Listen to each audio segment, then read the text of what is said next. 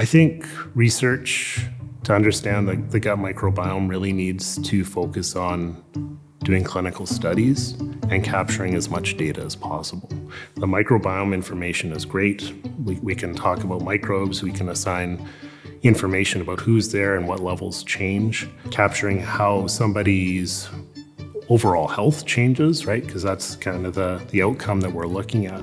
But really being able to look at the metabolomics, right? These are the chemicals, the substrates and the information that's actually being passed from the microbiome to the host.